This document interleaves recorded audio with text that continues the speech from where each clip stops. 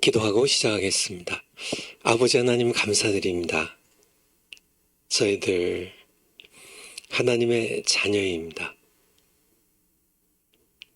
우주를 말씀으로 창조하신 하나님께서 보잘것없는 저희들, 전적으로 부패한, 그래서 하나님의 은혜가 없었다면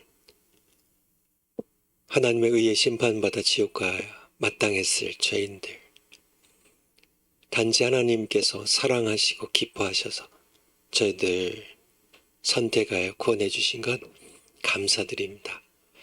저희가 늘 감사하며 찬송하며 온 마음 다해 하나님 사랑하며 우리 주님 예수님 늘 닮아가며 또 성령님 우리 안에 내주하고 계신데 성령님 근심케 하지 않고 성령님 인도하심 따라 늘 기쁘게 따라가는 저희들 되어서 반드시 예수왕국 복음 통일 이룰 수 있도록 은총 베풀어 주세요. 감사드립니다. 저희들 늘 함께 하시는 아버지 은혜 감사드리고 우리 북한의 2,500만 동포들 하나님께서 꼭 그들의 신음소리를 들으시고 꼭 예수왕국 복음 통일 맛볼 수 있도록 은총 베풀어 주세요. 감사드리며 예수님 이름으로 기도하옵나이다. 아멘. 지난 2시간 동안 칼빈주의 5대 강령 첫 번째 전적 부패에 대하여 우리가 함께 공부했는데요. 오늘과 다음 주에 우리 무조건적 선택 칼빈주의 5대 강령 두 번째 무조건적 선택에 대하여 오늘 첫 시간이고요. 다음 주에 두 번째 시간 이렇게 하고 그 다음에 이제 제한 속죄로 넘어가도록 하겠습니다. 그래서 여러분들이 좀 이렇게 교제 준비를 좀 해야 될 것 같아서 청교도 신학원 5기 조직신학 강의를 조금 안내해 드리고 그리고 강의에 들어가려고 그래요. 파워포인트 한번 올려주실까요? 벌써 이렇게 5기에 이제 들어가요. 이번 가을에 제가 2020년 여름에 이렇게 한국에 나왔다가 여름 5월이니까 뭐 여름도 아니네요. 한국에 나왔다가 우리 정광 목사님께서 바로 이 책이에요. 이거 정광 목사님이 저한테 주신 책이에요. 이거 정광 목사님께서 이거를 저 앞에 이렇게 원배야 이거 가지고 이번 월요일부터 강의해 그래가지고 제가 이 책을 이렇게 신학 책은 완전히 이렇게 정말 이렇게 들여다보지도 않았거든요. 목회하면서 28년 동안 근 30년 동안 그러다가 갑자기 정광 목사님께서 이게 원배야 이거 가지고 강의해라 해가지고 강의를 시작한 게 벌써 만 4년이 넘고 5년째 들어왔네요. 그때 정성우 총장님과 우리 정광 목사님과 저가 이렇게 셋이서 강의하다가 그 다음에 이제 유금주 교수님께서 합류하시고 또 이렇게 한 분 한 분 합류하시다 보니까 저 변순보 교수님도 합류하시고 이렇게 하면서 오늘에 이렇게 이르게 되었는데요. 그래서 이제 4년 만에 다시 그때는 제가 이렇게 목회하다가 그냥 거의 30년 동안 이렇게 신학책 다 제껴놓고 목회만 집중하다가 아무 준비 없이 그냥 이렇게 무슨 요일인지 몰라요. 어쨌든 이렇게 어느 요일에 이렇게 딱 정광 목사님 만났는데 어떤 월요일은 아니에요. 주말이었는지 주중이었는지 모르겠는데 우리 정광 목사님 이제 한국에 왔으니까 이제 만나니까 이제 내가 이제 은퇴를 앞두고 은퇴가 이제 거의 앞두고 그해 2020년 10월에 제가 둘째 주일에 은퇴를 했으니까 둘째 토요일에 아니네요. 그거는 이제 조금 더 먼저 했네요. 제가 9월 말인가 어쨌든 이렇게 가을 되면서 2020년 가을 되면서 은퇴를 했는데 이제 제가 은퇴하고 나오는 거 알고 이렇게 책을 저한테 이렇게 주시면서 이제 강의하라 그래가지고 2020년 5월부터 청교도 신학원 1기가 시작이 됐습니다. 아마 1기 학생들도 공부를 계속 하는 분들이 계실 텐데요. 그때 제가 아무 준비도 없이 그냥 이렇게 허겁지겁 그냥 이렇게 강의를 했었는데 이제 만 4년 만에 다시 이제 정식으로 이제 이 책으로 공부를 하려고 그래요. 그래서 이제 5기 조직이나 강의 안내입니다. 개강은 9월 2일 월요일이고요. 강의 제목은 조직신학 개론이에요.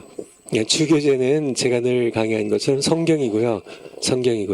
부교제는 제가 그동안은 이렇게 첫 강의 빼고 계속 이제 교재 없이 성경만 가지고 강의를 했었는데 우리 칼빈주의 5대 강령도 마찬가지죠. 이게 부교재가 없이 했었는데 이번에는 부교재를 4년 전처럼 부교재를 사용해서 하려고 그래요. 그래서 제가 이렇게 조사를 좀 해보니까 원래 이게 원전은 매뉴얼이라는 건 이제 좀 이렇게 간단하게 요약했다는 그런 뜻이에요.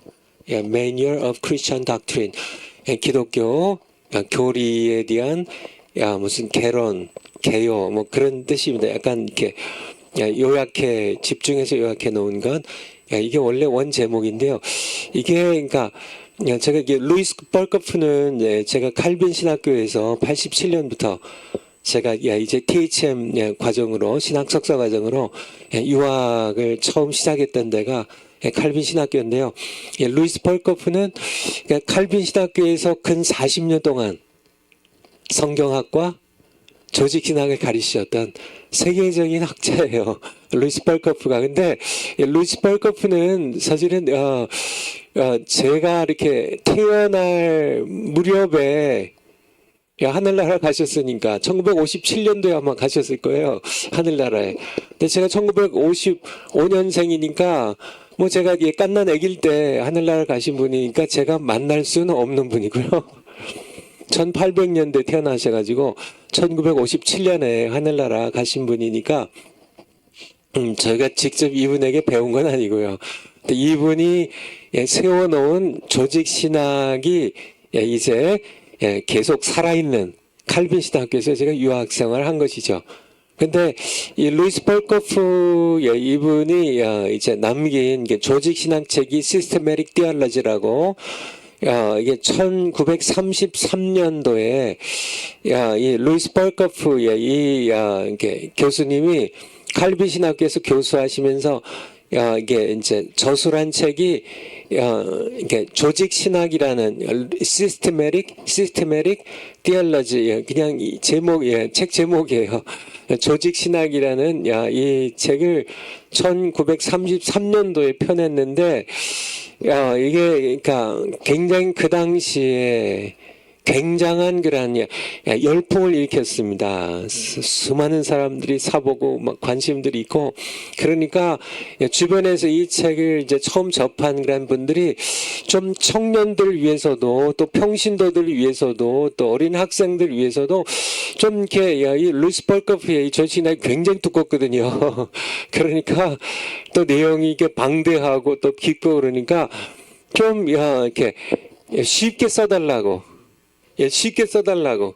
그래가지고, 이렇게, 이제, 이렇게, 그러니까 이게, 루이스 벌커프의 이, 조직신학책이 1932년도에 나왔고요. 이제 이게 나오자마자 막 이렇게 많은 사람들에게 이제 관심이 집중되고 이렇게 하니까 좀, 요거를 좀 이렇게, 간략하게 요약해서 책 한 권을 좀 더 내달라 그런 요청이 빗발쳐서 이 루이스 벌커프 이 교수님이 자기가 쓴 이제 조직신학 책을 이렇게 개론식으로 이렇게 요약한 것이 바로 이 책이에요. 이게 이제 이듬해 나오는데 1933년도에 이 Manual of Christian Doctrine이 이게 나온대요. 다 제가 태어나기 전이에요. 그러니까 아마 여러분들이 다 태어나시기 전입니다. 그러니까 벌써 90 이게 매뉴얼 오브 크리스천 닥트린도 1993년도에 이제 세상에 태어났으니까 이제 90년이 넘은 책이죠. 이 책이 정말 많은 사람들의 사랑을 받는 개혁 신학의 조직 신학을 이렇게 잘 설명한 그런 책으로 오늘날까지도 한국에도 이제 뭐 그 후에 많은 이제 학자들이 이제 직접 저술을 하기도 하고 뭐 했는데 제가 이렇게 여러 가지 것들을 이제 좀 검토한 결과 그냥 정광훈 목사님께서 이 책을 이렇게 우리 루이스 펄커프의 이 기독교 신학개론 이거를 매년 한 번씩 읽으신다 그래요. 그러니까 그래서 이 책을 이렇게 저에게도 주고 이거 가지고 강의해 그래가지고 제가 강의를 시작했는데 제가 이렇게 조사를 해보니까 이게 거기에 나와 있죠. 제가 책 2개 다 갖고 나왔는데요. 이게 신복윤 이렇게 신복윤 교수님께서 이렇게 번역을 한 거고요.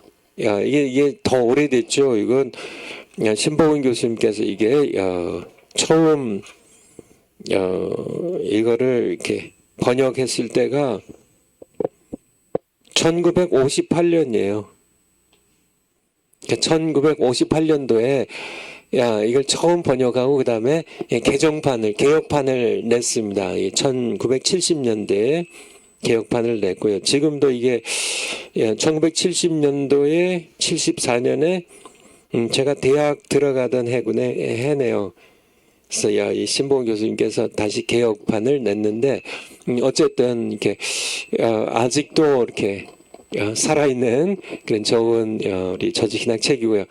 같은 번역이에요. 이게 이제 다시 더 젊은 교수님인 조직신학 교수님인 박희석 교수님께서 이 같은 책을 매뉴얼 오브 크리스천 닥트린 루이스 펄커프의 이 책을 이제 새롭게 또 번역을 했어요. 근데 내용은 원본이 같은 루이스 펄커프의 같은 책이에요. 그래서 어느 책을 사셔도 상관이 없습니다.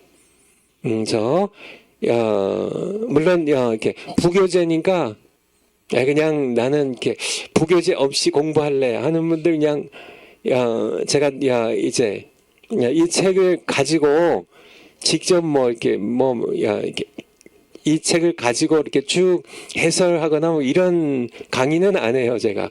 왜냐면 주교재가 성경이기 때문에 부교재를 가지고 이렇게 하면은 이게 아니죠. 그렇지만은 제가 이것을 아주 성경적이고 개혁신학을 잘 설명한 그런 책이기 때문에 제가 이 책을 많이 참고해가지고 하기 때문에 부교재를 가지고 있으면 공부에 도움이 됩니다. 그렇지만은 그냥 성경만 가지고 나는 공부할래 하는 분들도 아무 상관없어요. 그러니까 구입하기 원하신 분들은 이 2개의 책 가운데 한 권을 택하시면 돼요. 내용이 같아요. 같은 책을 번역한 거기 때문에. 근데 이게 빨간 표지로 되어 있는 신복윤 교수님이 이렇게 번역한 거는 17,000원이고요. 그리고 우리 박희석 교수님이 번역한 거는 12,000원이에요. 이건 12,000원입니다. 쿠팡에서 제가 살펴봤는데요. 물론 이제 기독교 서점에 가셔도 되고, 근데 쿠팡에 이렇게 해보니까 다 있더라고요. 2권 다. 어쨌든요, 여러분들. 또 아마 사랑제일교회도 4년 전에 제가 이렇게 강의를 했었는데요. 또 정광훈 목사님께서 늘 강조하시고 또 하시는 책이어서 사랑제일교회도 재고가 남아 있는지도 모르겠어요. 아니면은 전 교회 부탁해서 좀 이렇게 책을 도서를 이렇게 취급하시는 우리 부서가 있으면 좀 갖다 사갖고 오셔서 우리 교회에서 좀 이렇게 팔도록 이렇게 할 수도 있고요. 어쨌든 여러분들 의견 있으시면 우리 이은경 우리 간사님께 우리 청교도 신학원 섬기신 간사님께 요청하시면 아마 가능할 것 같습니다.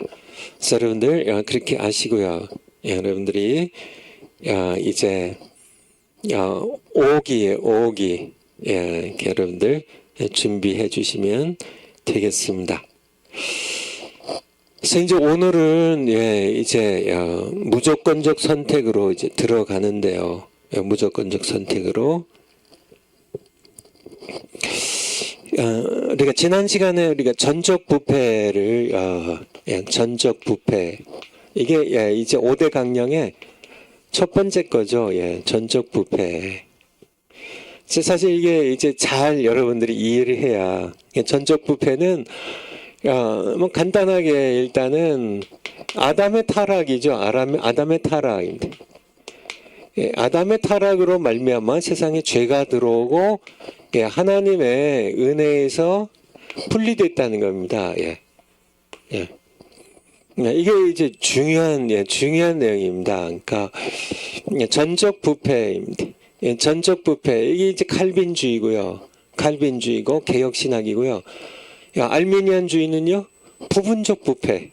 부분적 전적 부패가 아니다.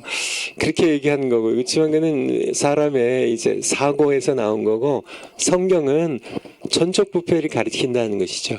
그러니까 이제 하나님의 은혜에서 분리가 되니까 사람은 태어날 때부터 죄인으로 태어난다는 거예요.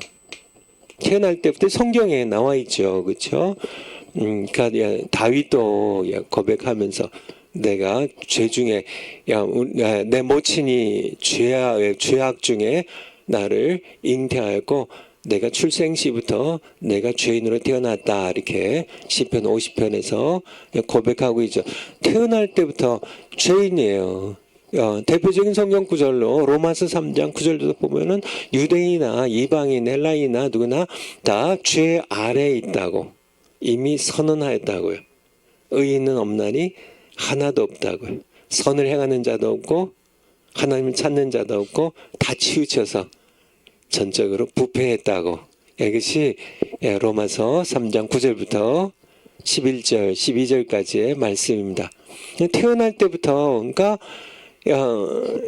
태어날 때는 아주 뭐 깨끗하게 태어나는데 자라면서 이렇게 이제 환경 때문에 죄를 지어서 죄인이 되는 게 아니라 태어날 때부터 죄인으로 태어났기 때문에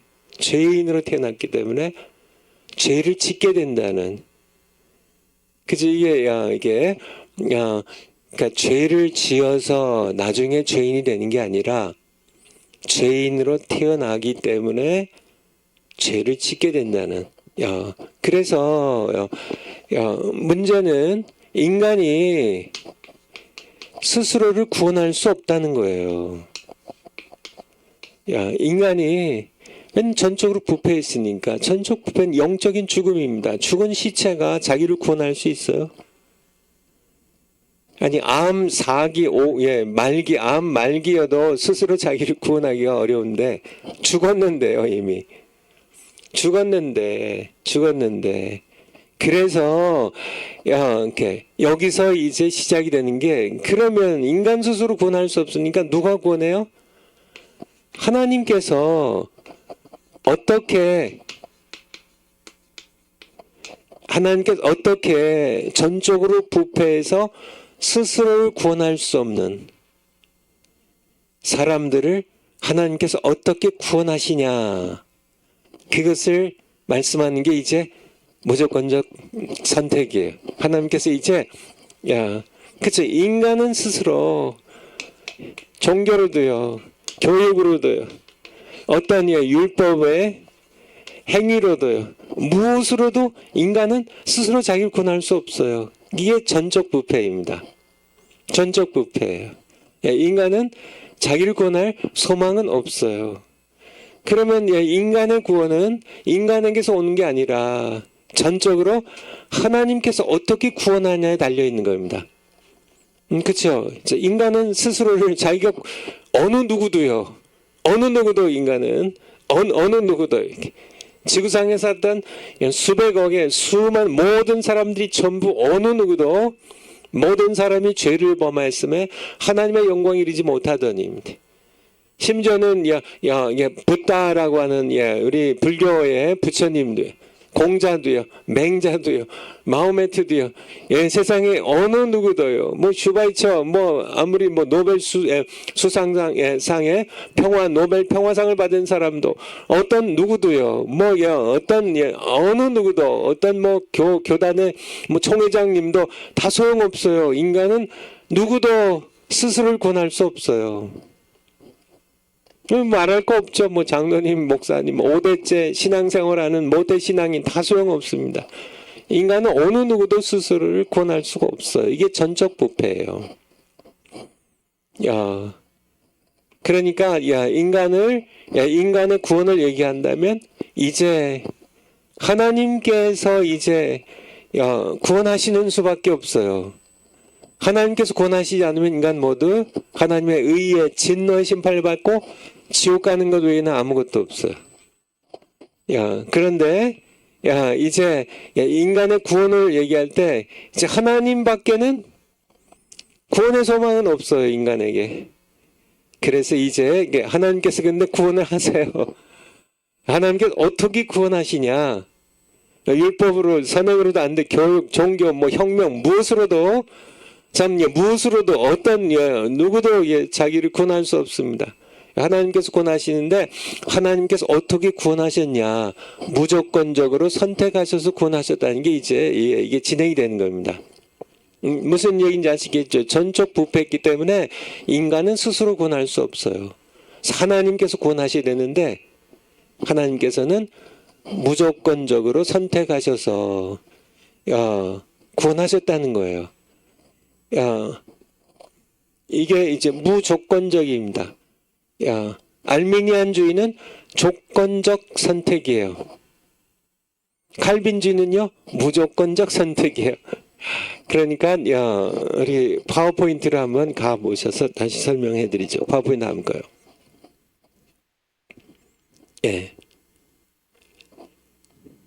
그 다음 거. 지금 무조건적 선택인데요. 이제 두 번째 겁니다. 그래서 정의, 칼빈주 5대 강령에서 무조건적 선택은 하나님께서 전적으로 부패한, 이게 전적 부패 1번이죠. 전적 부패한 우리를 구원하실 때, 이제 구원은 인간은 안 돼요. 하나님만 하실 수 있어요. 근데 하나님께서 어떻게 구원하셨냐, 이제 구원의 시작을 어떻게 하시냐면 무조건적 선택하셨다는 거예요. 이게 뭐냐면은 그의 예지가 영어로 foreknowledge라고 그러죠. 예지의 능력으로 우리의 행위를 미리 보시고 그에 근거해서 조건적으로 예정하신 것이 아니라 절대 주권자로서 그의 기쁘신 뜻을 따라 그가 구원하실 자들을 조건 없이 은혜로 선택하셨다는 교리입니다. 그러니까 무슨 얘기냐면, 그러니까 알미니안주의는 이제 하나님은 예지하시는 분이에요. 미리 아신다는 거죠. 하나님은 미리 아시는 분이에요. 이 단어가 중요한데요.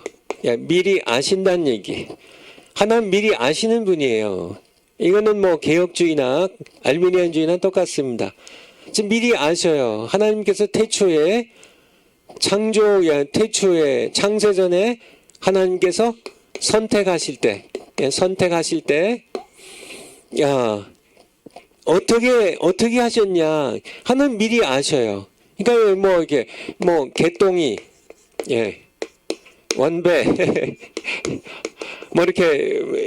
이제 태어나요.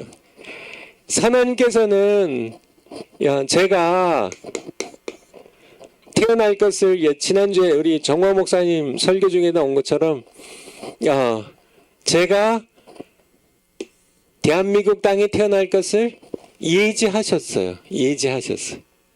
전능하신 분이죠. 전지전능하신 분이죠. 이게 예지예요. 미리 제가 태어나기도 전에 하나님께서는 아세요. 이게 예지입니다. foreknowledge. 예지하셨는데 예를 들어서 제가 야 이렇게 착하고 뭐 이렇게 죄도 짓고 하지만은 그래도 야 이렇게 뭐 예수님 믿는 복음을 듣고 야 믿어서 믿음을 가져서 미리 하나님께서 이제 한참 수천 년 뒤에 창조 뒤에 태어날 저의 이 상태를 보시고 미리 아시고 선택하셨다. 이게 알미니안주의예요. 알미니안주의입니다.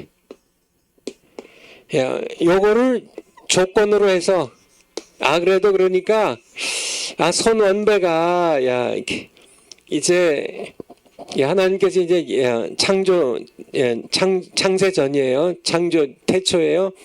이제 선택하실 때 한참 뒤에 태어날 손원배를 보고 저 녀석이 그래도 내 아들 예수 그리스도의 복음을 믿고 이렇게 받아들여서 저 녀석은 이렇게 보니까 이게 하나님께서 미리 예지하신 겁니다. 미리 아시고 그래 그러니까 예수님 저 녀석 믿을 거니까 내가 선택하지. 그래가지고 하나님께서 저를 선택한 거가 그랬다면 알미니안주예요. 알미니안주의입니다.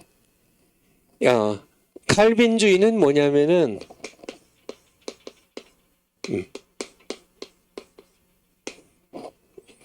제가 뭐 이렇게 착하고 뭐 이렇게 뭐 엉뚱하고 죄도 짓고 뭐 하나님께서 미리 보셨어요. 근데 보셨지만은 상관없이 하나님의 깊으신 뜻대로 이거를 조건으로 하지 않고 이게 제가 이렇게 뭐 어떻게 행동하고 어떻게 반응할지 복음을 믿을지 안 믿을지 뭐 이런 건 하나님 아셨지만은 이거를 조건으로 하지 않고 그냥 무조건적으로 선택하셨다. 이게 칼빈주예요. 여러분들 아시겠죠?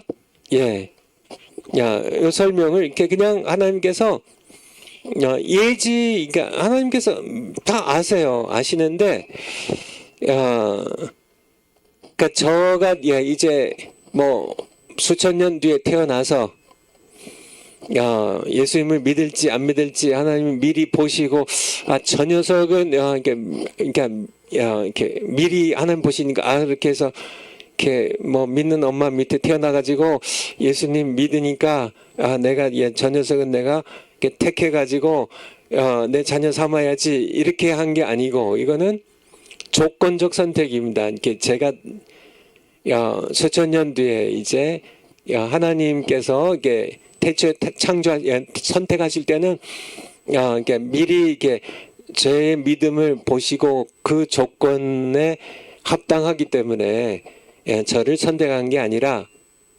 하나님께서 그냥 그의 깊으신 뜻대로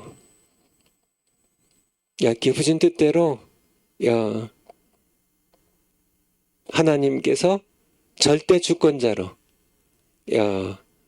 누구를 구원하고 누구를 유기할지, 유기는 버린다는 뜻이에요. 버릴지 그것을 이렇게 결정하셨다. 이게 칼빈주의고 개혁주의 신학이고 무조건적 선택이에요. 그래서 파워포인트를 한번 다시 한번 가볼까요? 이해하시겠죠? 칼빈주의 5대 강령은 무조건적 선택은 하나님께서 전적으로 부패한 우리를 구원하실 때 그의 예지의 능력으로 우리의 행위를 미리 보시고 그에 근거하여 저 녀석은 믿을 것 같으니까 저 녀석은 믿지 않을 것 같으니까 좀 버리고 믿을 것 같으니까 그러니까 믿으니까 미리 보시고 믿으니까 멀리서 미리 보시고 믿으니까 구원하시고 선택하시고 멀리서 이렇게 장차 개똥이가 태어나는데 저 개똥이는 안 믿으니까 저 녀석은 이렇게 버리고 이렇게 선택한 것이 아니라 하나님께서는 우리의 믿음이나 행위하고는 아무 상관없이 그냥 하나님께서는 아시지만은 미리 보시지만은 하나님께서 절대 주권자로서 그냥 그의 기쁘신 뜻을 따라 아무 조건 없이 누구는 착하니까 뭐 선택하고 누구는 뭐 이렇게 악하니까 버리고 뭐 이런 거를 고려하지 않고 그냥 조건 없이 은혜로 선택하셨다는, 누구를 선택하셔서 구원하시기로 하시고 누구를 누구는 그냥 버리시고, 이건 하나님의 기쁘신 뜻이라는. 그래서 이렇게 이거를 이렇게 설명을 들으면, 예를 들어서 믿지 않는 분들에게 이걸 설명하면 어느 걸 선택하겠어요? 아마도 대부분 이렇게 알미니안주의가 그게 맞지요. 그쵸. 하나님께서 뭐 그냥 자기 뜻대로, 이건 무슨 뭐 완전 독재자처럼 이렇게 이렇게 사람들은 그렇게 인식하기 쉽거든요. 그러니까 성경이 뭘 말씀하냐, 이거를 이렇게 말씀을 이렇게 드리는 거죠. 이게 하나님께서는 성경 한번 보죠. 그러니까 인간의 어떤 인간의 어떤 뭐 이렇게 감성이나 지성을 가지고 이렇게 판단할 게 아니라 하나님께서 성경에 뭐라고 말씀하셨냐는 거죠. 성경 뭐 여러 곳 있지만은 한번 에베소서 1장 5절 거기 차례로 쭉 나와 있는데요. 1장 5절. 우리 4절부터 볼까요? 곧 창세전에 그리스도 안에서 우리를 택하셨는데, 이게 조건적으로 선택하셨냐 아니면 무조건적으로 택하셨냐, 그거를 얘기하는 거거든요. 그러니까 이제 알미니안주의에서는 그러니까 이렇게 하나님께서 이렇게 우리를 택하실 때 하나님께서 미리 아시고, 우리를 선택하실 때 미리 아시고, 그들의 믿음을 보시고, 그러니까 그거를 조건으로 선택하셨다는, 이게 알미니안주의예요.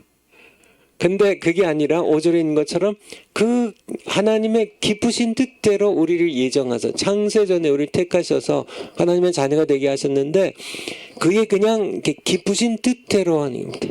하나님께서 기뻐하신 뜻대로 우리를 예정하셔서 자녀가 되게 하신 것이지, 이렇게 하신 이유가 그러니까 이제 생각해 보면, 하나님께서 보시기에는, 예를 들어서요, 우리 알미니안주의가 진짜 이렇게 생각하는 그런 방향이 뭐냐면, 그러니까 이제 사람마다 차이가 있다는 거죠. 어떤 사람은 더 착하고 어떤 사람은 더 악하고, 그건 맞는 얘기죠.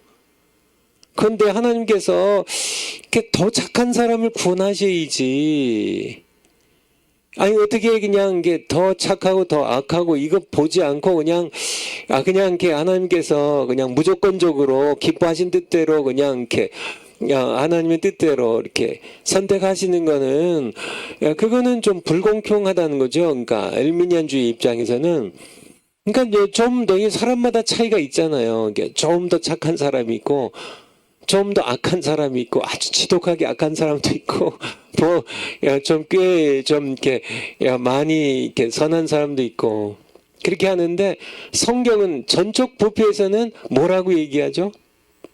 아니라는 얘기예요. 그러니까 모두 다 사실은 정도 차이가 있는 것 같지만, 사실은 정도 차이도 있지만은 결국은 다 전적으로 부패한 건 똑같다는 얘기죠. 다른 말로 얘기하면 인간의 모든 선과 의는 도토리 키재기라는 얘기입니다.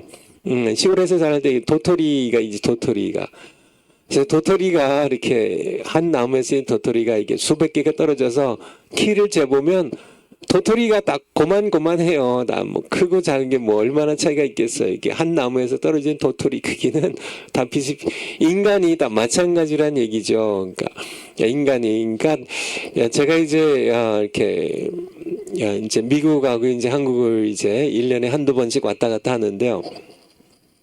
비행기가 이제 국내선인 경우 뭐 제주도를 가고 뭐 부산 가고 하면 그렇게 높이 가진 않지만은 국제선인 경우 이제 미국 가거나 뭐 유럽이나 이제 멀리 간 경우 이제 비행기가 이제 계속 이제 이렇게 높이 올라가죠. 그래서 제 기억에 의하면 3만 피트를 이렇게 쭉 유지하면서 이제 날아갑니다. 이게 미국까지 3만 피트는 그러니까 우리 이제 미터 단위로 이렇게 바꾸면은 약 9km예요. 9km. 9km 하면은 이제 에베레스트 산보다 더 조금 높죠. 근데 이렇게 3만 피트에서 9km 상공에서 내려다 보면요, 사람들이 깨알만하게 보여요. 깨알만하게.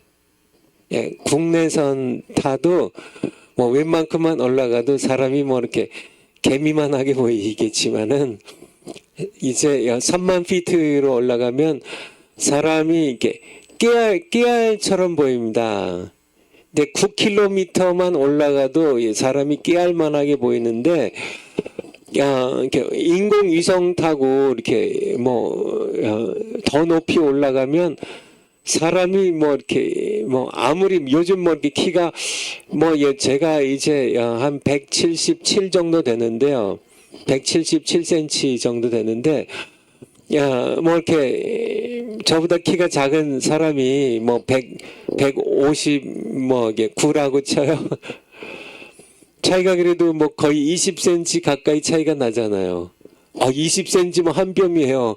대단한 것 같지만은 사실은 이렇게 비행기 위에서 보면 깨알같이 보이는데, 그런데 그냥 뭐 그거 20cm 차이가 그게 도토리 키재기란 얘기죠.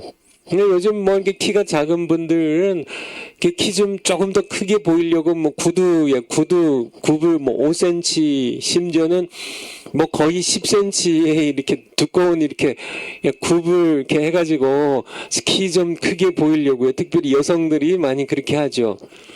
그런데 그러니까 이게 비행기에서만 봐도 다 그게 그거란 얘기예요. 근데 비행기가 아니라 인공위성이 아니라 지극히 높은 하늘에서 하나님께서 내려다 보시면은 인간의 키뿐만 아니라 인간의 선과 의가 차이가 나면 얼마나 나이 나는 얘기예요. 그 얘기를 드리는 겁니다. 그러니까 그럼 하나님께서 구원하실 만큼 그렇게 차이가 확 나가지고 하나님 보시기에 차이가 뭐 엄청 나가지고 저 사람은 단연 내가 이렇게 조건적으로 선택해야지 이게 착하잖아, 이게 저 사람은 의롭잖아, 내가 만든 피조물 가운데 동방의 의인 욥처럼 이렇게 의인이잖아, 그래서 내가 그가 의인이기 때문에 조건적으로 그를 선택하지, 그렇게 하실 수 있는 사람은 아무도 없다는 얘기예요. 욥을 포함해서요. 뭐 다윗도 뭐 요셉도 뭐 예수님 한 분 외에는 모든 사람들은 하나님께서 그럼 조건을 걸고 조건적 선택, 알미니안주의가 조건적 선택이라고 얘기하는데요. 그러면은 하나님께서 조건을 거셨어요. 그럼 내가 구원할 만큼 의로운 사람이 있으면 내가 그를 내가 선택해서 내 자녀 삼지, 내가 구원하지, 그럴 만한 사람이 개혁 신학에서는, 칼빈주에서는 없다는 얘기예요. 없으니까 조건적으로 선택해서 이만큼 이렇게 하면 내가 이 사람은 하나님의 영광에 이른 것으로 알고 내가 구원하겠다, 내가 선택해서 구원하겠다 조건으로 이렇게 거셨으면 모든 인류는 다 죽어야 됩니다. 다 지옥 가야 돼요. 왜냐하면 성경에 말씀하고 계신 것처럼 로마서 3장 23절에 모든 사람이 죄를 범했음에 하나님의 영광에, 하나님의 구원의 기준에 이를 만한 존재는 하나도 없다고요. 의인은 없나니 하나도 없다고요. 다 치우쳤다고요. 그러니까 조건적 선택은 성경적으로 맞지 않아요. 맞지 않아요. 무조건 그냥 하나님께서 그의 깊으신 뜻대로 하실 수밖에 없는 이유는 어디 있어요? 전적 부패. 전적 부패. 전적으로 다 모두가 부패했고 완전하게 부패했기 때문에 인간 스스로는 스스로를 자신을 구원할 수 없기 때문에 이어지는 게 바로 무조건적 선택이에요. 무조건적 선택입니다. 소리 9절도 보죠. 이렇게 9절 조금 내려가셔서 9절 그의 뜻의 비밀을 우리에게 알리셨으니 곧 그 기쁘심을 따라 그리스도 안에서 때가 찬 경륜을 위하여 예정하신 것이라. 그의 기쁘신 뜻은 11절도요. 11절도 모든 일을 그 마음의 원대로 역사하시는 자의 뜻을 따라 우리가 예정을 입어. 하나님께서 그의 마음에 원하시는 대로 자기의 기쁘신 뜻을 따라 예정하는 것이지, 예지하시지만은 미리 보셨지만은 미리 보시고 저 녀석은 착하니까 권하고 이렇게 조건적으로 한 게 아니라 그냥 다 전적으로 부패했기 때문에 기쁘신 뜻대로 누구를 선택하시고 누구는 유기하시 그렇게 하셨다는 얘기입니다. 파워포인트로 한번 다시 한번 가보죠. 그래서 그러니까 조건이 있었다면 딱 하나가 있다는 얘기예요. 그의 기뻐하신 뜻이 있었을 뿐이에요. 이게 이제 하나님께서 선택하신 조건은 인간에게는 없다는 얘기예요. 그냥 하나님께서 있다면 하나님의 기뻐하시는 뜻이 있었을 뿐, 그냥 무조건적으로 선택하신 작은 세 번째 하나님의 선택은 오직 하나님 자신의 주권적인 뜻과 순전한 은혜로 이루어졌다는 얘기입니다. 장차 일어날 인간의 의나 행위를 예지하시고 미리 보시고 그것을 조건으로 해서 선택하신 것이 아니라는 얘기예요. 파워포인트 다음 거요. 알메니아니즘의 이 조건적, 그들이 이제 무조건 선택이 아니라 조건적 선택입니다. 그러니까 그들의 주장에 의하면 하나님의 선택과 예정이 성경적 진리임은 인정하지만은, 성경에 나와 있으니까 에베소 1장도 봤잖아요. 성경 진리지만은 무조건적 선택은 아니라는 얘기예요. 그건 불공평하다는 얘기입니다. 그들은 그러니까 하나님께서 그게 예지를 통해 구원받을 사람의 미래 행위를 미리 보시고 그에 근거하여 조건적으로 이게 김개똥이는 얘는 안 믿어, 그러니까 내가 얘는 버리고 손원배 얘는 믿어, 그러니까 믿음을 조건으로 해서 선택하시고 그러니까 미리 보시고 선택하시 그런 주장입니다. 그러나 두 번째, 성경은 구원이 전적으로 하나님의 은혜로 주어지며 인간의 선행이나 반응에 기초한 것이 아니라고 말씀하세요. 그러니까 인간의 머리로는 이게 조건적 선택이 맞는 것 같은데 그게 공평한 것 같잖아요. 그래도 조금이라도 착한 사람을 구원하셔야지 조건적으로. 그게 근데 성경은 아니란 얘기예요. 그러니까 인간의 선행이나 반응을 미리 보시고 예지하시고 그걸 기초로 해서 그걸 조건으로 해서 권하신 것이 아니란 얘기입니다. 성경에 여러 곳에 많이 나오지만은 그러니까 로마서 11장 한번 보죠. 로마서 11장 5절. 로마서 11장 5절. 그런즉 이와 같이 이제도 은혜로 택하심을 따라 남은 자가 있느니라. 그러니까 우리를 선택하시는데 은혜로 택하신 겁니다. 만일 6절에 은혜로 된 것이면 행위로 말미암지 않으니 그렇지 않다면 은혜가 은혜되지 못하느니라. 그러니까 하나님께서 미리 바라보시고 손원배의 개똥이의 행위를 보고 저 녀석은 이렇게 복음 듣고 이렇게 복종하고 이렇게 믿음을 가졌으니까 이렇게 그거를 이렇게 보시고 택하셨다면 은혜가 아니라는 얘기예요. 그렇죠. 그렇죠. 손원배 제가 이렇게 착하고 제가 이게 복음 듣고 믿어가지고 제가 구원받은 거지. 그렇죠. 이거는 그러니까 제가 구원받은 거잖아요. 제가 착해서 제가 복음 듣고 예수님 믿어서 이게 구원을 받았다면 제 믿음으로 제가 착해가지고 구원받은 거지 하나님 은혜가 아니잖아요. 그 말씀입니다. 저는 이렇게 전적 부패에서 전혀 이렇게 구원을 이렇게 받을 그런 자격도 능력도 없고 복음에 반응해서 믿을 자격도 없고 믿음을 가질 능력도 없고요. 그런 그런 거를 조건으로 하지 않고 은혜로 5절에 은혜로 택하심을 따라 5절 바로 앞절에요. 은혜로 택하심을 따라 은혜로 택하셨다는 거예요. 은혜로 택했다면 행위로 그러니까 이게 알미니안주의가 틀렸다는 얘기잖아요. 그들은 행위를 보고 조건적으로 선택하셨다는 건데요.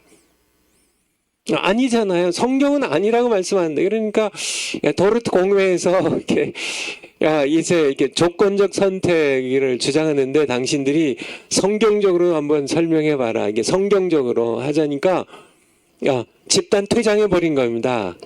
얘들이 성경에 그런 게 머리로 인간의 감성과 인간의 지성으로 이게 이렇게 해서 이게 인간의 마음이 이쪽으로 끌리니까 부분적 부패 전적 부패가 아니라 부분적 부패 무조건적 선택이 아니라 조건적 선택 그래가지고 또 이렇게 하나님께서 예제 능력 있으신데 미리 이렇게 바라보시고 저 녀석은 믿으니까 선택하고 이렇게 조건적으로 하신 게 아니냐 그렇게 주장은 하지만은 한번 성경 가지고 한번 해봐라.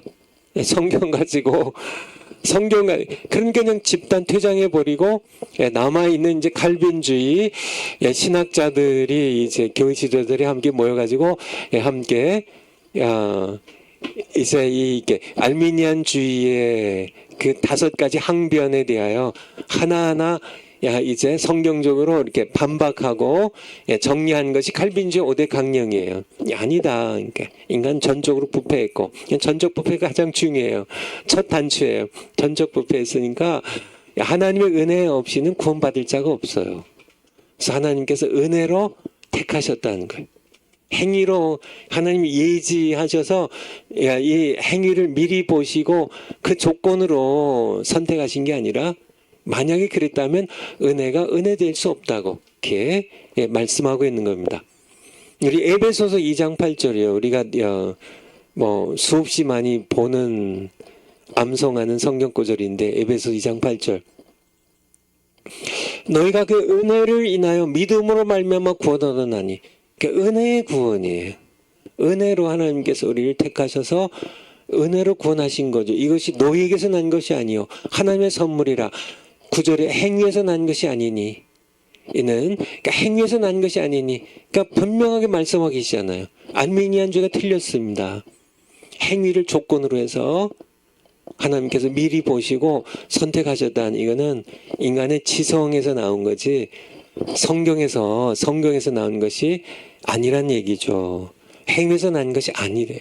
하나님께서 너희가 그의 하나님의 은혜로 구원을 받은 것이라고. 은혜로 우리를 택하셨기 때문에 행위에서 난 것이 아니라고. 행위에서 난 것이었다면 하나님 미리 예지하시고 이렇게 행위를 근거로 해가지고 우리를 구원하셨다면 은혜가 은혜될 수 없다고. 그냥 제가 손원배가 전적으로 부패했는데요.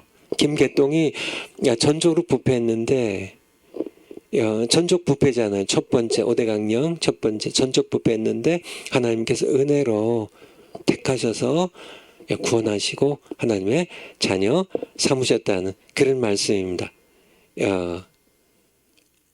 우리 파워포인트 한번 가볼까요? 그래서 우리가 태어날 때도 육신의 부모로부터 태어날 때도 마찬가지잖아요. 내가 뭐 이렇게 그러니까 부모님들이 이렇게 그렇죠. 미리 이렇게 조건으로 뭐 이렇게 그런 게 아니잖아요. 우리가 태어날 때도 자녀로 태어날 때도 마찬가지고 부모도 마찬가지고 마찬가지로 내가 하나님의 자녀로 태어나는 것도 내 미래 행위나 의지와 상관없이 그냥 오직 하나님의 은혜로 이루어진다는 거예요. 야, 이는 거저 주시는 바 그의 영광의 은혜를 은혜의 영광을 야 글로리어스 원래 이게 쉽게 번역하면 영광의 은혜예요. 글로리어스 그레이스예요. His glorious 영광스러운 은혜를 거저 주시는 바 그의 영광스러운 은혜를 찬송하게 하려는 것이라. 그러니까 성경 그대로 나와 있는 거 옮겨진 겁니다. 그냥 거저 주시는 바, 그러니까 조건을 삼고 저 녀석이 뭐 이렇게 복음 듣고 믿으니까 내가 미리 보고 그거는 그렇죠. 하나님의 은혜가 아니죠. 내가 믿어서 무슨 얘기인지 아시겠죠? 그냥 거저 주시는 하나님의 영광스러운 은혜를 그쵸. 나 같은 죄인 살리시니. 그 은혜 놀라워. Amazing Grace지. 놀라운 하나님의 은혜로 나 같은 그런 죄인을 구원하신 것을 찬송하게 하려 하심이라. 이게 성경의 말씀입니다. 파워포인트 다음 거예요.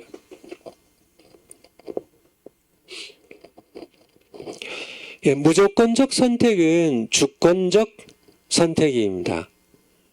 그러니까 이게 무조건적 선택이라는 말은 하나님께서 그냥 주권적으로 하나님께서 그의 기쁘신 뜻대로 주권이란 거 아시죠? 그러니까 하나님의 그 주도적인 권한을 가지고 선택하신 것이라는 사도 바울은 로마서 8장에서 구원의 서정을 말한 후 로마서 8장 29절에 보면 하나님이 미리 아신 자들을 또한 그 아들의 형상을 본받게 하기 위하여 미리 정하셨으니 이는 그로 많은 형제 중에서 맏아들이 되게 하심이니라.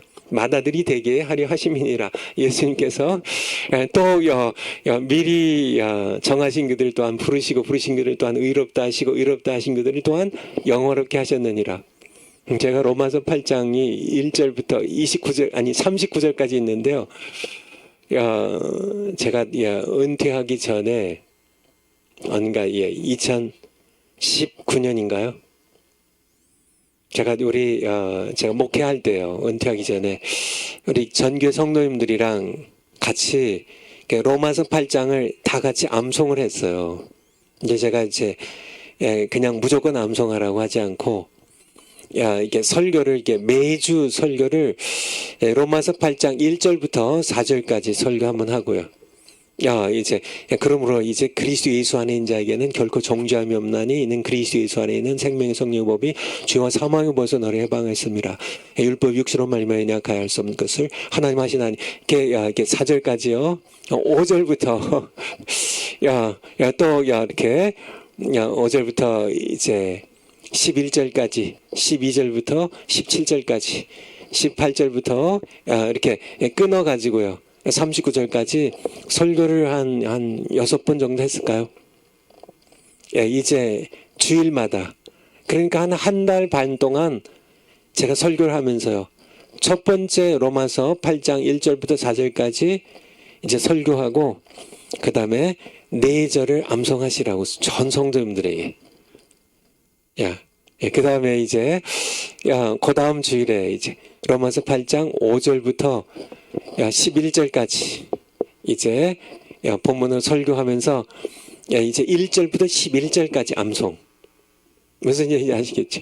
세 번째 주에 이제 12절부터 17절까지 이렇게 설교하면서 1절부터 17절까지 암송.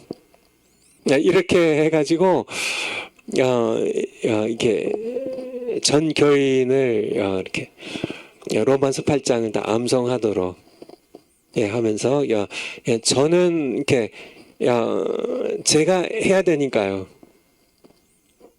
그게 이제 벌써 이제 2019년이니까 벌써 5년 이제 5년 됐네요. 그때 이제 여름에 했으니까 5년 됐네요. 만 5년 됐는데 아직까지도 이렇게 로마서 8장 1절부터 39절까지를 이렇게 그냥 술술 나와요. 왜냐하면 제가 글쎄요. 그 당시에만 제가 1000번을 읽었거든요. 이게 혼자 있을 때 암송하는 거는 좀 쉬워요. 그런데 주일날 설교하면서 그 앞에서 암송할 거는 쉽지 않아요. 왜냐하면 긴장이 되면은 이게 콱콱 막히거든요. 어쨌든요. 그래서 로마서 8장을 지금도 이렇게 쭉 한 3분 정도면은 1절부터 39절까지 쭉 입에서 나와요. 그래서 하나님께 감사드리고 어쨌든 그래서 이게 로마서 8장 29절 30절이 그 말씀이에요. 하나님이 미리 아신 자들을 미리 아신 자들이 예지입니다. 예지. 하나님께서 미리 아신 자들을 또한 그 아들의 형상을 본받게 하기 위하여 미리 정하셨으니 예정이에요. 미리 정하셨으니 이는 그로 예수님으로 많은 형제 중 가운데서 맏아들이 되게 하려 하심이니라. 또 미리 정하신 그들을 예정하신 그들을 부르시고 소명이죠. 부르신 그들을 또한 의롭다 하시고 칭의죠. 의롭다 하신 그들을 또한 영화롭게 하셨느니라. 영화죠. 그래서 이게 이제 뭐 성화가 좀 빠지고 뭐 이렇게 중생 뭐 이런 거 좀 빠졌지만은 이게 예지 예정 소명 부르심 또 이게 의롭다 하시고 칭의 그리고 영화롭게 하셨다는 영화 이렇게 구원의 서정 구원의 순서입니다. 구원의 순서 The Order of Salvation 구원의 서정을 말한 후에 그게 8장 끝부분에서 얘기하고 계시거든요. 근데 9장에 가면 선택의 교리를 구체적으로 설명해요. 파워포인트로 다시요.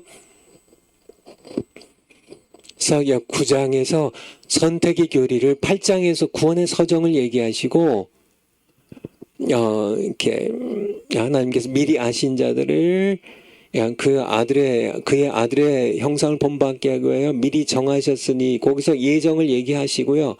예정을 얘기하시고 미리 아셨지만은 이렇게 미리 아신 그 우리의 상태를 우리의 행위를 조건으로 정하신 건 아니라 미리 아셨지만은 조건 없이 그냥 그가 그의 기쁘신 뜻대로 선택하셨는데 9장에서 선택 교리를 구체적으로 설명하고 계시다는 거예요.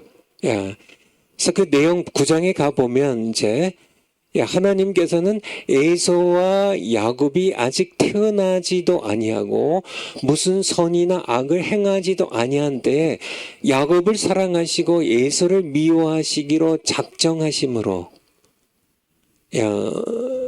어제 우리 정화 목사님 신적 작정 신적 작정에 그 얘기 하셨죠. 생각나세요? divine 하나님의 작정 decree 작정하심 이 작정 안에 이제 예정과 섭리가 들어가는데요.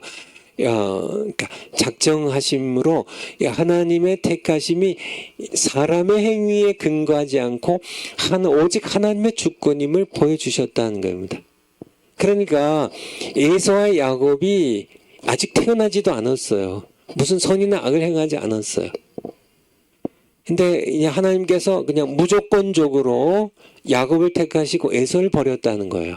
이게 무조건적 선택이고 주권적 선택이에요. 그러니까 무조건적인 만약에 이렇게 하나님께서 조건적으로 선택하셨다면 야곱과 에서와 야곱 중에 누구를 선택하셨을 것 같으세요? 여러분들은 쌍둥이잖아요. 에서가 먼저 태어나고 그 다음에 이어서 형 뒤꿈치를 잡고 야곱이 태어났는데요. 여러분들이 만약에 우리 이삭과 리브가라면 여러분 중에 한 명 선택하라 그러면 누굴 택하겠어요? 야곱이요. 야곱이 거짓말쟁이 그쵸? 이게 남자답지 못하고 에서는요. 그냥 이렇게 아주 사냥을 즐기고 이렇게 막 곰도 잡고 막 사슴도 잡고 씩씩하게 남자답고요. 이렇게 털도 많고 야곱은요 털도 그냥 없이 그냥 어머니 장막에서 뭐 죽이나 팥죽이나 끓이고 뭐 이렇게 엄마 뭐 부엌에서 시중이나 들고 하는 이 곱상한 야곱. 그리고 정말 이렇게 아버지를 속이고 형이 받을 이 아버지에게 축복 기도를 가로채고 형이 이제 죽일까봐 도망쳐서 또 이제 하란 땅에 가가지고 외삼촌 라반의 집에 가가지고 또 거기서 이제 두 아내를 얻게 되고 또 이제 뭐 이제 여러 과정들 여러분들 다 아시죠. 또 이제 그 외삼촌 라반도 잘못했지만은 재산 하나도 안 주니까 이제 얼룩지고 이렇게 검거나 얼룩진 그런 양이나 염소는 자기 것으로 하는데 만기 신풍나무 껍질에 뭐 이런 것들을 해가지고 재산을 불려가지고 또 도망쳐 나오고 하는 이 야곱 뭐 여러 가지 누가 더 그러니까 마음에 드세요? 하나님께서는 에서와 야곱이 아직 뭐 이렇게 태어나지도 않았고 무슨 선한 악을 행한 것도 아니에요. 근데 하나님께서는 그냥 야곱을 사랑하시고 에서를 미워하시기로 작정하셨다는 거예요. 이게 무조건적 선택이고 주권적. 만약에 하나님께서 조건적으로 하셨다면 야곱을 버리고 에서를 택하셨을 겁니다. 하나님 보시기에도 그렇죠. 야곱은 저 녀석 저거 남자답지도 못하고 비겁하고 이렇게 형거나 뺏어서 축복이나 가로채고 그쵸. 뭐 그냥 그게 뭐 그렇죠. 뭐 이렇게 죽이나 팥죽이나 끓이고 뭐 형이 뭐 이렇게 배고픈 걸 이용해 가지고 장자권이나 빼앗고 뭐 이런 이 야곱 이렇게 조건적 선택이 아니라는 얘기예요. 무조건적 선택이에요. 무조건적 선택이 하나님께서 주권을 가지고 은혜로 그냥 야곱은 그러니까 하나님께서 주권적으로 은혜로 택하지 않으셨으면 야곱은 선택을 받을 수가 없어요. 오히려 에서가 받을 만하지. 그냥 다 사실 전적 부패해서 다 지옥 가야 되지만은 하나님께서는 야곱을 택하셨다는 이게 무조건적 선택이고 하나님의 주권적 선택이에요. 성경에 뭐 다 나와 있는 얘기인데요. 로마서 9장 10절부터 로마서 9장 10절 10절 이뿐 아니라 또한 리브가가 우리 조상 이삭 한 사람으로 말미암아 잉태하였는데 그 자식들이 아직 나지도 태어나지도 아니하고 무슨 선이나 악을 행하지 아니한 때에 택하심을 따라 11절이요. 택하심을 따라. 그러니까 조건적으로 선택하셨다면 그러니까 야곱이 버림을 받아야 되는데요. 무조건적 선택이란 얘기예요. 그러니까 그냥 태어나지도 않고 그냥 무슨 악이나 행하지 아니한 때 그냥 하나님께서 그냥 무조건적으로 나는 에서를 하는 그게 하나님의 기쁘신 뜻이에요. 그냥 그의 주권적인 뜻대로 그냥 택하심을 따라 되는 하나님의 뜻이 행위로 말미암지 않고 행위로 말미암지 않고 그러니까 알미니안주의는 그러니까 인간의 지성과 감성에는 부합할지 모르겠지만은 성경적으로는 아니란 얘기예요. 성경적으로는 그러니까 이렇게 하나님께서 미리 그들의 행위를 미리 보시고 뭐 착한 거나 악을 행하거나 뭐 이렇게 오히려 에서가 더 나은데요. 요 조건으로 한다면. 근데 그렇게 한 게 아니라 그냥 무조건적으로 그냥 하나님의 그냥 뜻대로 그냥 그의 기쁘신 뜻대로 행위로 말미암지 않고 오직 부르시는 이에게로 말미암아. 이게 주권적이라는 얘기입니다. 말미암아 서게 하려 하사 12절에 리브가에게 이르시되 큰 자가 이 에서가 어린 자를 야곱을 섬기리라 하셨나니 13절에 기록된 바 내가 야곱은 사랑하고 에서는 미워하였다 하심과 같으니라. 그냥 이렇게 하나님이 그냥 작정이에요. 이게 하나님께 무조건적인 그냥 선택이에요. 그냥 나는 이렇게 야곱이 이렇게 남자답지 못하고 좀 거짓말도 잘하고 비겁하고 막 뭐 이렇게 형 뭐 속이고 아버지 속이고 막 이렇게 뭐 외삼촌 라반도 속이고 뭐 이렇게 속이는 그런 이 야곱의 악한 것을 내가 조건으로 삼지 않고 그냥 내가 은혜로 은혜로 내 기쁘신 뜻을 따라 내가 주권적으로 야곱을 사랑하고 에서를 미워하겠다. 이게 두 번째 칼빈주의 5대 강령 두 번째 무조건적인 선택이에요. 14절에 그런즉 우리가 무슨 말하리요 하나님께 불의가 있느냐 그럴 수 없느니라. 15절에 모세에게 이르되 내가 긍휼히 여길 자를 긍휼히 여기고 불쌍히 여길 자를 불쌍히 여기라 하셨으니 주권입니다. 하나님의 주권이에요. 주권이야. 16절에 그런즉 원하는 자로 말미암음도 아니요 다른 박질하는 자도 말미암음도 아니요. 그러니까 예서가 더 이렇게 사모했다고 해도 그런 것 그러니까 사람이 원하고 이런 게 아니라 다른 박질 누가 더 잘하고 선을 누가 더 많이 행하고 이런 게 아니라 오직 긍휼히 여기시는 하나님의 주권대로 결정이 됐다는 그런 말씀입니다. 그러니까 17절에도 성경이 바로 이르되 내가 이 일을 위하여 너를 세웠으니 곧 너로 말미암아 내 능력을 보이고 내 이름이 온 땅에 전파되게 하려 함이로라 하셨으니 바로를 진노의 그릇으로 사용하셨죠. 바로가 엄청 하나님께 엄청 두들겨 맞죠. 그런즉 18절에 하나님께서 하고자 하시는 자를 긍휼히 여기시고 야곱을 긍휼히 여기셔서 택하시고 하고자 하시는 자를 강팍히 하시느니라. 바로를요 에서를 강팍히 하시느니라. 이 하나님의 절대 주권이에요.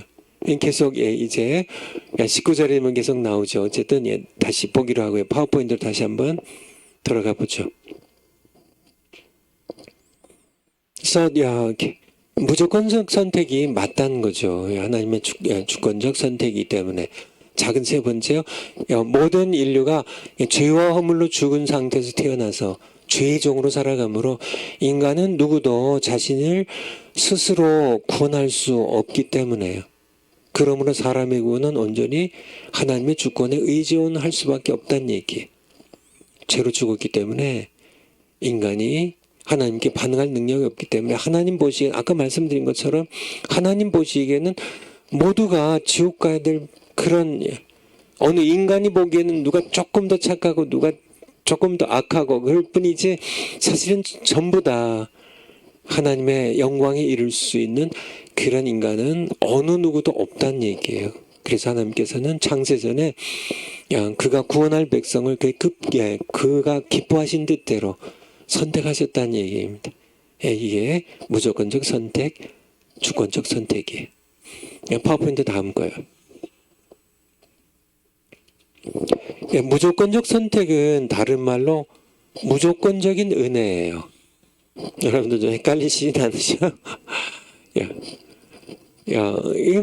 거기 다 담겨 있는 겁니다. 무조건적 선택인데, 무조건적 은혜예요. 그러니까 은혜를 베푸시는데, 그러니까 조건적으로 베푸시는 게 아니란 얘기예요. 그러면 그게 은혜가 은혜 될 수 없다고, 그렇죠? 선택을 하시는데 무조건적으로 선택하시는데 그냥 무조건적으로 은혜를 베푸셨다는 얘기예요. 성경은 하나님께서 우리를 구원하신 것이 우리의 행위대로 하심이 아니요 오직 자기 뜻과 영원 전부터 그리스도 예수 안에서 우리에게 주신 은혜대로 하심이라고. 말씀 디모데후서 1장 9절이에요. 제가 옮겨 놨으니까 찾을 필요 없겠죠. 우리를 이제 이렇게 택하시고 구원하시는데 우리의 행위대로게 아니고요.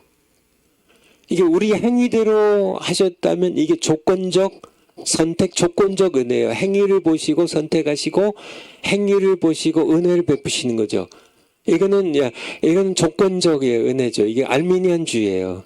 행위를 보시고 미리 예의지의 능력으로 우리 행위를 보시고 선택하거나 은혜를 베푸신다면은 알미니안주의예요. 근데 칼빈주의는 전적으로 부패했기 때문에 다 하나님께서 이렇게 행위를 보고 선택할 만한 인간은 아무도 없다는 얘기예요. 행위를 보고 하나님께서 이렇게 은혜를 베풀 만한 존재는 아무도 없다는 얘기. 그냥 무조건적으로 하나님께서 택하셔서 은혜를 베푸신다는 것. 이게 디모데후서 1장 9절이에요. 우리 행위대로 하심이 아니고 오직 자기의 뜻대로, 그 영원 전부터 그리스도 예수 안에서 우리에게 주신 은혜대로, 우리의 행위대로가 아니라 은혜대로 하심이라고. 이게 무슨 얘기인지 아시겠죠? 작은 두 번째, 또한 하나님께서 창세전에 창세전에 그리스도 안에서 우리를 택하신 이유는 그가 사랑하시는 자 안에서, 그리스도 안에서 우리에게 거저 주시는 바 그의 은혜의 영광을 찬송하게 하는 것이라고 말씀하고 계세요. 그냥 거저 주시는 바 그의 은혜의 영광을, 그러니까 행위대로 하셨으면, 그러니까 예를 들어서요, 아들이, 딸이, 손녀가 100점 맞아 왔어요. 100점 맞아 왔어요. 할머니 100점 맞았어요. 산수 100점 맞았어요. 국어 100점 맞았어요. 그래서 할머니 권사님이, 아이고 우리 손녀 너무 공부 잘했구나. 100점 맞았구나. 그래. 할머니가, 요즘 아이들 뭐 좋아하나? 그 사줄게. 너 좋아하는 그 장난감, 인형 사줄게. 그래서 인형 하나 사줬어요. 그거는 은혜 아닙니다. 그건 보상이에요. 그건 보상. 딸이 잘했으니까, 손녀가, 이렇게 100점 맞았으니까, 그건 보상이죠. 은혜는요, 이게 손녀가 학교에서 왔는데 시무룩해요. 할머니 나 빵점 맞았어요. 나 10점 맞았어요. 나 낙체했어요. 기가 팍 죽어가지고요. 이렇게. 근데 우리 손녀 괜찮아. 그래도 할머니가 예쁜 인형 사줄게. 맛있는 이렇게 짜장면, 탕수육 사줄게. 그렇게 그거는 은혜예요. 은혜. 받을 자격이 없는데 주시는. 그러니까 우리를 선택하시고 구원하신 거는, 우리가 하나님 내가 10계명을 지켜서 내가 99점 맞아서 내가 80점 이상 맞았어요. 난 그래도 이게 선택하시고 구원하셔야 되는 거 아닙니까? 하나님 미리 바라보시고, 그렇게, 그거는 은혜가 아니란 얘기예요. 행위대로 하심이 아니고 은혜대로 행위대로 하면 전부 다 지옥이에요. 인간은. 이게 전적 부패예요. 다 지옥 가야 되는데, 하나님께서 지옥 갈 이런 사람들을 아무 조건 없이, 무조건적으로 아무 조건 없이 그냥 은혜로요. 은혜로.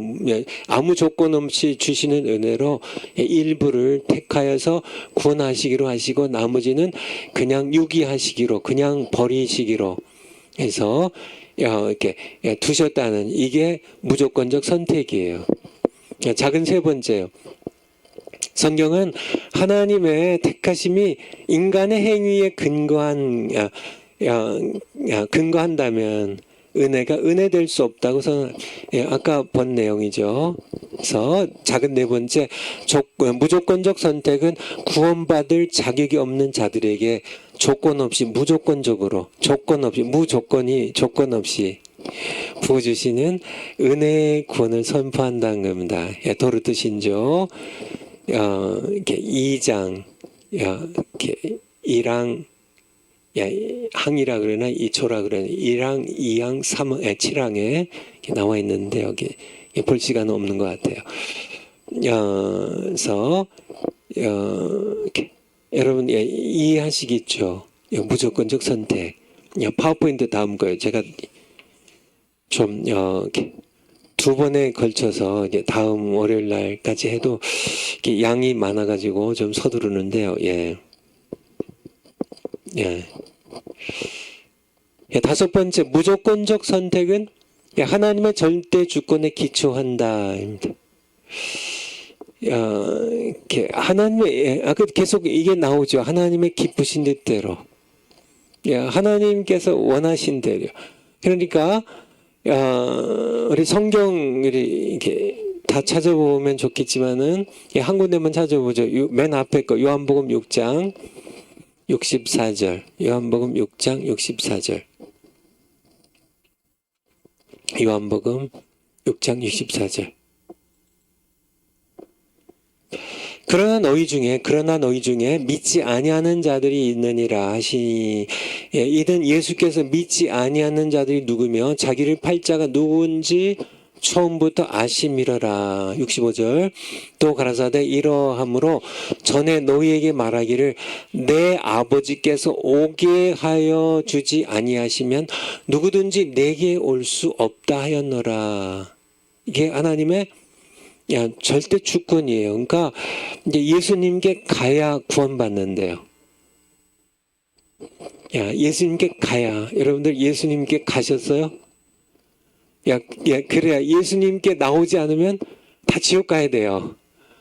가야, 예수님께 가야, 이렇게 구원을 받는데, 예수님께서 거듭 말씀하시기를 내 아버지께서 나에게 오게 하여 주지 아니하시면 어느 누구도요 내게 올 수 없다 하였노라. 이게 하나님의 주권적인 선택이에요. 하나님께서 미리 주권적으로 누구 아무개 개똥이 원배 누구는 내 아들 예수님께 나아가고, 이게 하나님의 신적 작정이에요.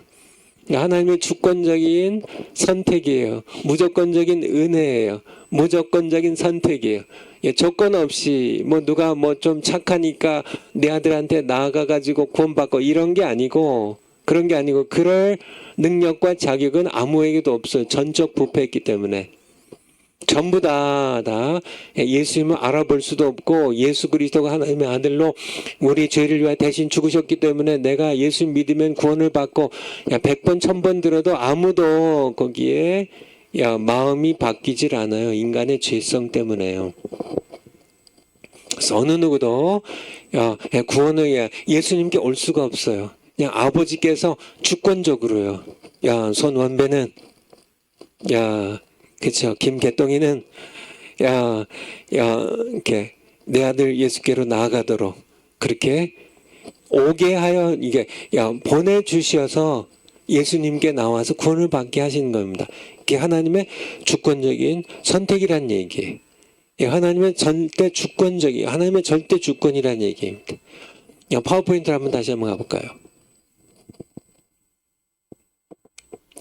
하나님의 선택은 하나님의 은혜에 반응하는 인간의 자유의지 행위에 기초하지 않는다는 거예요.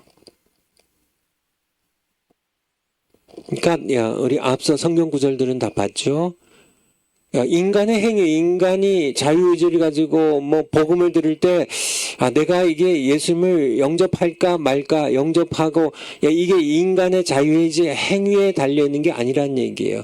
예수님을 영접한 사람은 하나님께서 태초에 미리 선택하셨기 때문에, 무조건적으로 선택하셨기 때문에 예수님을 영접하는 거고, 예수님께 나오길 거부하는 자들은 하나님께서 선택하지 않으셨기 때문에 나올 수 없는 거예요.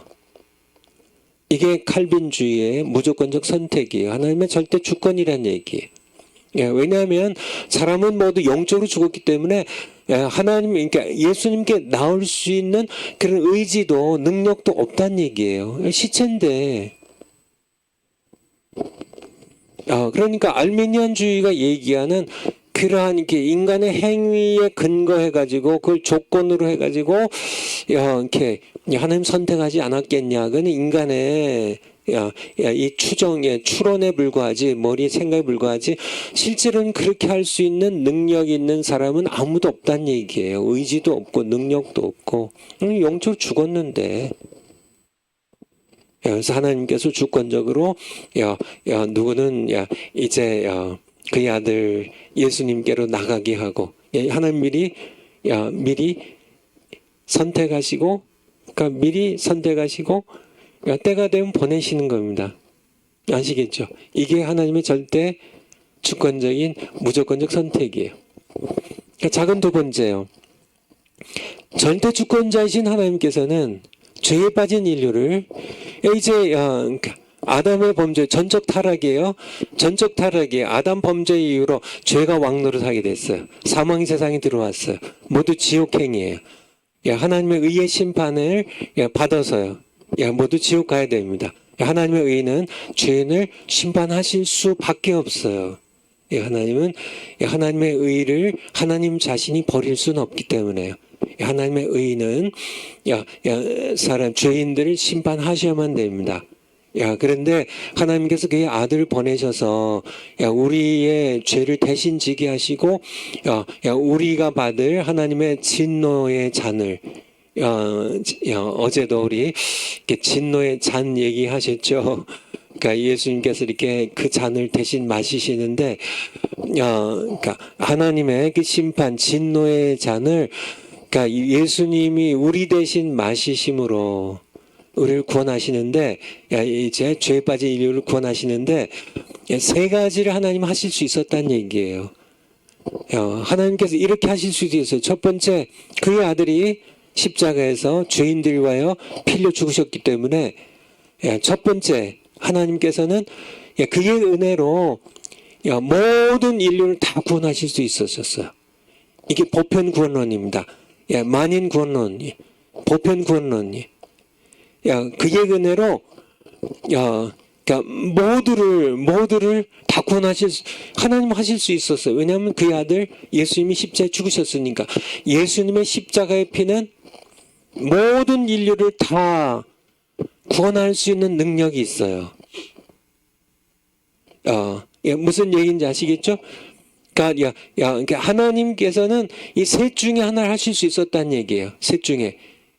첫 번째 것은 그냥 은혜로 이제 내 아들의 십자가의 피는 전 인류를 다 구원하기에도 충분하고도 남을 만큼 능력이 있기 때문에 그냥 은혜로 그냥 전부 모두 구원하실 수 있었어요. 이게 첫 번째. 두 번째 하나님 하실 수 있는 것은 그의 의로 모두 지옥을 보내실 수도 있으셨어요. 그럼 예수님 십자가에, 그러니까 예수님 세상에 안 오시면 돼요. 그냥 하나님께 아들 보내시지 않으면 됩니다. 그냥 그의 의로 그냥 모두 지옥에 보내실 수도 있으셨어요. 하나님께서 주권적으로 선택하실 수 있으셨다는 얘기예요. 그냥 모두 죄에 빠지고 전적으로 부패했으니까 하나님의 의로요. 세 번째는요. 세 번째는 하나님께서는 이 세 번째를 택하시는데 진흙덩이로 그릇을 빚는 토기장이처럼 오직 그의 주권으로 그 일부를 인류 가운데 일부를 그의 은혜로 구원하시고 남은 자들은 그의 의로 심판하시기로 작정하셨다는 것. 이 세 가지를 하나님께서 하실 수 있었는데요. 그냥 그의 은혜로 전부 구원하실 수도 있고 그냥 그의 의로 모두 지옥 보내실 수도 있으셨지만은 이 둘을 택하시지 않고 세 번째 토기장이가 진흙덩이로 하나님의 영광을 드러낼 은혜의 영광을 드러낼 그릇으로 긍휼을 베푸실 그릇으로 빚기도 하시고 아니면 하나님의 진노를 나타낼 하나님의 심판의 그릇으로 이렇게 토기장이가 그릇을 빚듯이 자기 마음대로 진흙덩이가 이렇게 있습니다. 진흙덩이 가지고 토기장이가 이렇게 이렇게 밥그릇으로 이렇게 만들 토기를 지을 수도 있고요. 이렇게 아주 이렇게 왕궁에서 이렇게 잘 이렇게 쓸 그런 좋은 그런 그릇으로 만들 이 토기장이 마음이죠. 처럼 하나님께서는 토기장이 우리는 진흙덩이에요. 그래서 누구를 바로를 에서를 하나님의 진노를 나타낼 심판의 그릇으로 쓰게 지으시는 것은 하나님 주권이란 얘기예요. 야곱을요. 에서보다 못한 것 같은데요. 인간의 기준으로는.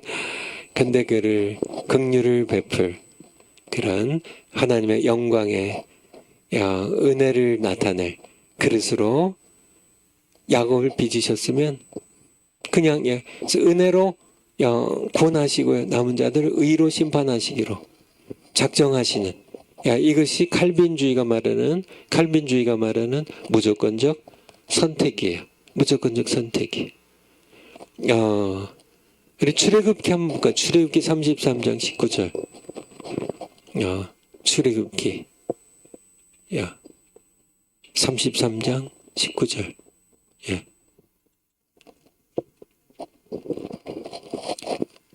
여호와께서 가라사대 내가 나의 모든 선한 영상을 네 앞으로 모세이죠. 모세 앞으로 네 앞으로 지나가게 하고 여호와의 이름을 네 앞에 반포하리라. 나는 은혜 줄 자에게 은혜를 주고 긍휼히 여길 자에게 긍휼을 베푸느니라. 하나님의 주권이란 얘기예요. 내가 야곱을 내가 조건 없이 선택한 게 은혜를 베푸는 겁니다.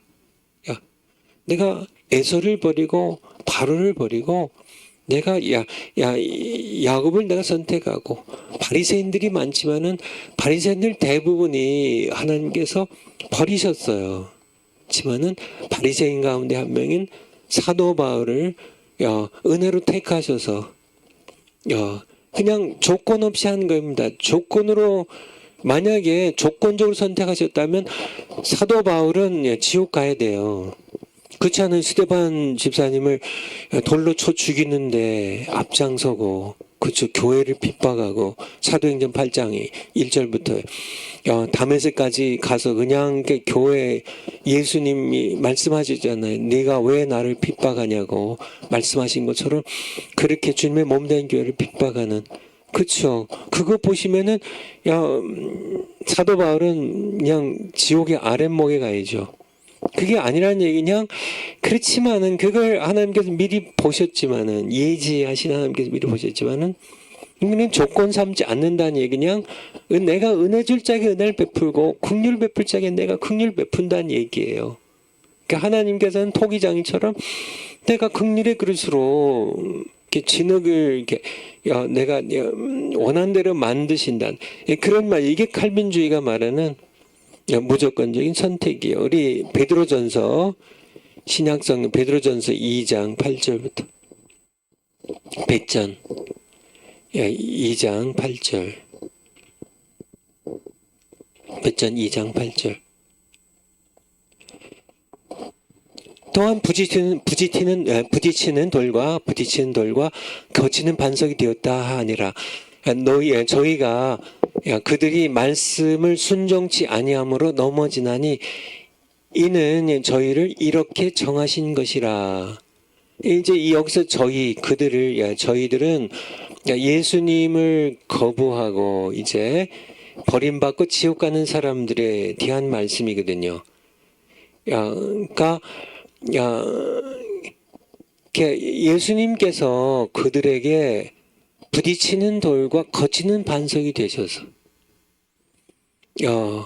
근데 그렇게 된 것 그들이 이제 예수님 버리고 이제 지옥길을 가는데 저희를 이렇게 정하신 것이라고요. 하나님 그냥 이렇게 정하신 거 유대인이나 상관없다는 얘기. 하나님께서 기쁘신 뜻대로 정하신 거예요. 9절에 보면 오직 너희는 택하신 족속이요 왕같은 제사장들이 거룩한 나라 그의 소유된 백성이니 이는 너희를 어두운 가서 불러내신 그의 기이한 빛에 들어가게 하신 자의 아름다운 덕을 선전하게 하려 하심이라. 근데 택하신 하나님께서 그냥 주권적으로 이렇게 하나님께서 버리신 자들을 이렇게 미리 정하셔서 버리신 것처럼 택하신 너희는 또 하나님께서 그의 주권대로 택하셨다는 그런 말씀이에요. 파워포인트 다음 거. 시간이 다 됐는데요. 잠깐 이렇게 보고 다음 시간에 다시 하도록 하겠습니다. 여섯 번째, 하나님의 절대 주권에 기초한 무조건적 선택은 불공평한가? 이제 세상 사람들이 들으면 불공평하다고.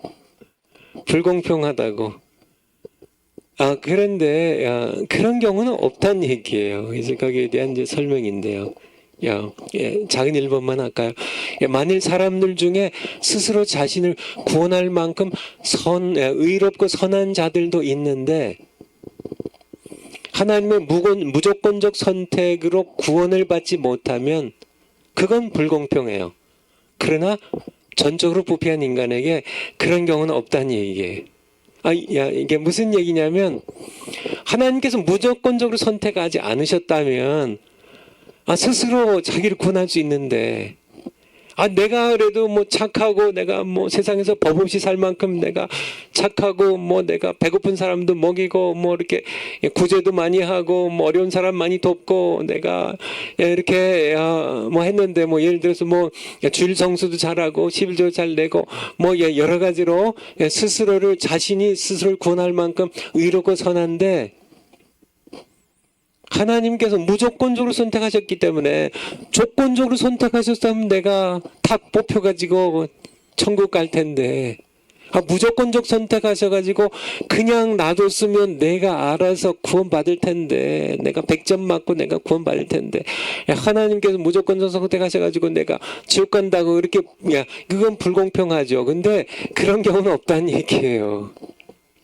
무슨 얘기인지 아시겠죠? 그러니까 다 지옥 가는데 자기를 스스로 구원할 만큼 의롭고 선한 자가 아무도 없다는 얘기예요.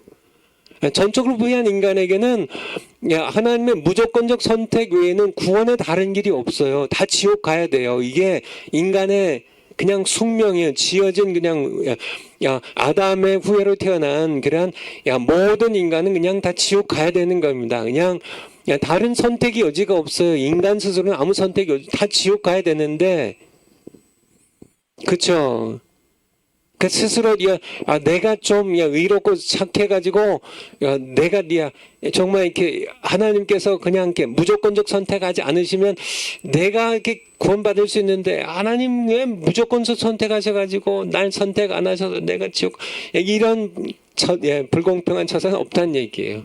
무슨 얘기인지 아시겠죠? 다음 월요일 날 이어서 하도록 하겠습니다. 기도하고 마치겠습니다.